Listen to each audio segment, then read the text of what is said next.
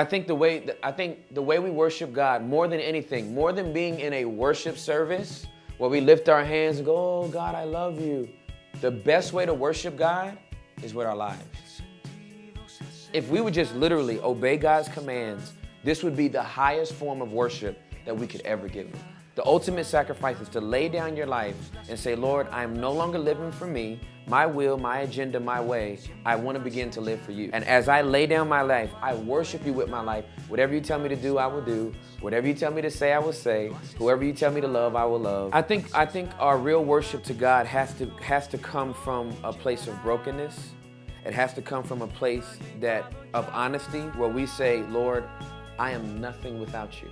The reason why I worship you is because I know that there would be no life in me if it were not for you. And so we have to respond to God in a very humble way, in a very honoring way, with a heart that is before God, very truthfully, that says, I could never be anything without you. I think worship has to start there. It takes somebody that has a broken heart and knows and is very aware of their own sinful nature, that says there's something that is bigger than me, and it's not a thing, it's a person, it's God. Pride stops worship because it exalts you above Him. Okay?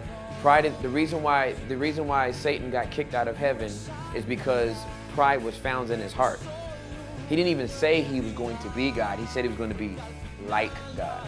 The mere thought of it, God rejected him out of His presence, because there is no one the thing created cannot say to the thing that creates. So we have to come back to God and say, Lord, I don't even know who I am outside of you telling me. For worship leaders, if you're gonna lead us into worship, then just do that.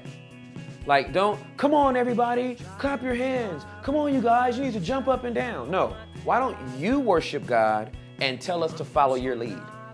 Because a real leader has people follow them. A real leader doesn't stop and say, hey, you need to do this. They don't stop. They're not busy giving you instructions. They're busy walking you into a place. And a real worship leader to me is one that is so passionate about God that as they begin to worship, other people just go into the worship with them. It's not about, don't look at me and you need to start worshiping. Y'all need to clap your hands, close your eyes, scream, throw your head back. Well, this is an instructional video. This is not worship. Lead me, don't instruct me. That's what I would say to worship.